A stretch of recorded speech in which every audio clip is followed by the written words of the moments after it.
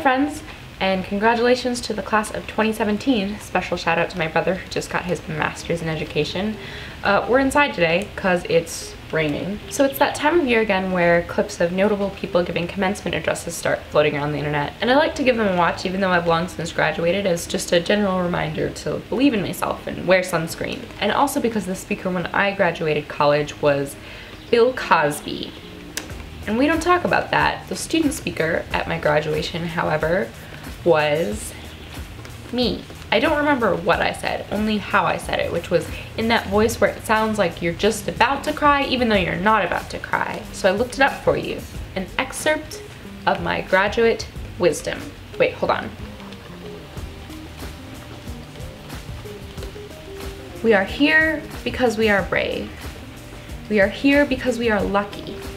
It is with the bravery to chase whatever it is we love, ignoring all the voices that tell us that it is impossible, and the good fortune to have built up such supportive communities around ourselves that we graduate today. We may miss our time at Marquette, and these days it can be hard at times to be optimistic about what is ahead. But remember, the people we've met here, the strength and resilience we've built up here, these do not go away. We're ready. So as we step out of these doors and into our futures, certain or uncertain, we do it bravely, and we do it together. It has the correct ingredients for the genre. A little self-congratulatory, a little hopeful for the future, maybe a little more than a touch corny, but it's what I needed at the time, white-knuckling the podium to hold me up against the fear of the 2,000 people in front of me and the big void of nothingness ahead.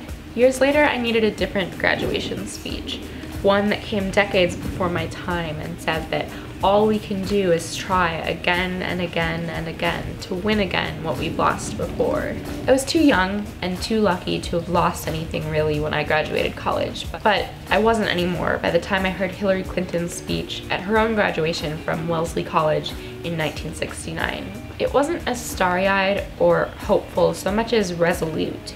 You can hear her jaw setting in it, so I set mine too. And Hillary returned to that same stage last Friday to give the commencement address to her alma mater, and I watched knowing that it would be as beautiful and powerful and poignant as ever. But again, as it turns out, it was the student speaker that I needed to hear. The speaker's name was Tala Nashawati, daughter of Syrian immigrants who described her classmates as valuable and durable and flawed.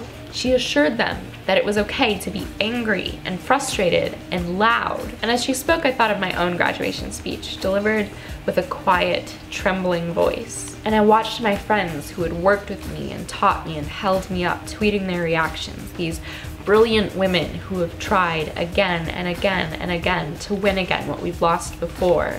And I remembered fighting with them, shouting late at night in an office, prepping the next day's mobilization texts with fight song playing for the 6th time in a row. Can you hear my voice this time? Angry and frustrated and loud. And I looked at this class of impossibly bright, diverse young women, strangers to me, who were graduating with no illusion of endless promise or possibility, but betraying no fear, not afraid of their dreams or their ambitions or even their anger. And I thought, this is how we'll win, or at least again and again and again, we'll try.